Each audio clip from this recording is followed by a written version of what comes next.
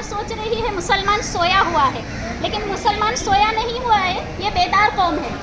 ये बेदार कौम है। ये जो आप नतीजा पीछे देख रहे हो, ये एक आवाज़ का नतीजा है, ये एक आवाज़ का नतीजा है। और अभी तो बहुत सारे बाकी हैं, पूरी दावत भी नहीं चली है ना।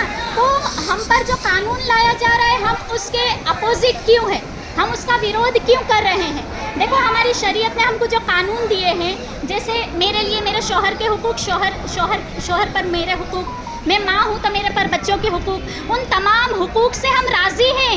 हमारी शरीयत ने जो उसूल दिए हैं उससे हम राज़ी हैं, तो हम पर नए कानून क्यों लादे जा रहे हैं। और संविधान के मुताबिक है ना, आर्टिकल 26, 28 और 29 के मुताबिक हमें अपने कल्चर को फॉलो करने की इजाज़त है। यानी हर मज़हब का लोग है ना, हर मज़हब का इंसान अपने मज़हब को फॉलो कर सकता है, वो भी आज़ादी के साथ। तो हमको तो हमारे मज़हब को फॉलो करने के लिए हमेशा कभी हिजाब पर डांटा जाता है, कभी ट्रिपल तलाक लाया जाता है, कभी हमारे नबी सल्लल्लाहु अलैहि वसल्लम की शान में गुस्ताखी की जाती है। बार बार मुसलमान ही क्यों आ रहा है, बार बार मुसलमान इसलिए आ रहा है कि बेरोज़गारी का मुद्दा पीछे हट जाए, बार बार मुसलमान इसलिए आ रहा है कि शिक्षण का मुद्दा पीछे हट जाए, बार बार मुसलमान इसलिए आ रहा है कि औरतों और बच्चों की जो इज्जतें लूटी जा रही है ना, वो मुद्दा सामने ना आए। बस मुसलमान मुसलमान करके हर मुद्दे को आगे लाया जा रहा है, सारे मुद्दे पीछे हैं। फिलहाल गुजरात की सरकार पर 3.25 लाख करोड़ का कर्जा है, लेकिन यहाँ क्या लाई जा रही है, यूसीसी लाई जा रही है। सरकार तल पापड़ हो रही है यूसीसी लाने के लिए। पहले हमारे सारे मुद्दे हल करो।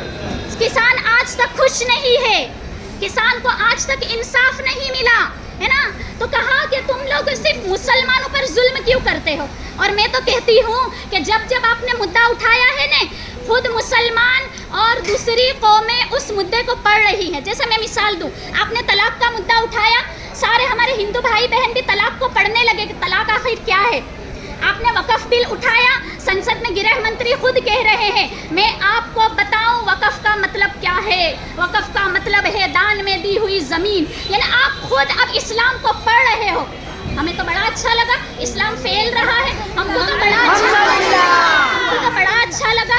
लेकिन आप हमारे असल मुद्दे पर आ जाओ, हमारे असल मुद्दे पर आ जाओ कि हमारे जवान बच्चों को रोज़गार कैसे देना है ना, हमारे जवान बच्चे, हमारी जनरेशन को आला ओहदों पर कैसे बिठाना है। यूसीसी हमारे लिए एक काला कानून है, और मुसलमान के अंदर इतने जज्बे हैं, और वो जज्बे की निशानी में बताऊं कि मुसलमान बच्चा जब पैदा होता है ना, उसके कान में अजान दी जाती है। तो कोई मुसलमान सोया हुआ नहीं है, वो जज्बात वाला है, वो जागा हुआ है, उसके अंदर ईमान के शोले भड़क रहे हैं है ना। उस चिंगारी को बस आग बनाने की देर है। समझ में आया। तो कहा कि देखो 21वें लॉ कमीशन के मुताबिक है ना, जेपीसी ने मंतव्य लिए थे कि यूसीसी लाना है या नहीं। तो तमाम के मंतव्य ये गए थे कि यूसीसी नहीं लाना है ना। उस वक्त कह दिया था कि यूसीसी नहीं लाया जाएगा।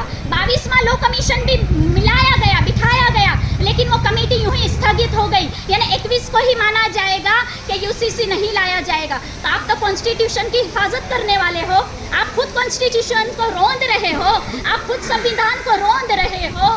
हमारी बेहतरी के लिए कोई कानून लाओ, हमारी बेहतरी के लिए। और मोदी जी यूँ कहते हैं कि मैं मुसलमान औरतों को अपनी बहनें कहता हूँ, तो बहनों के लिए तो ये कानून हम तो कह रहे हैं हमें ये कानून पसंद नहीं है। तो हमारे लिए कोई ऐसा कानून लाएं कि हम सही तरीके पर सुकून से अपने मुल्क में रह सके। देखो, जब भारत आज़ाद हुआ, हमें पाकिस्तान वाले बुला रहे थे, लेकिन हमें तो भारत की मिट्टी में पैदा हुआ और भारत में ही दफन होना है। हम अपनी खुशी से यहाँ रहे हैं, तो हमें खुशी से यहाँ रहना है। ओके।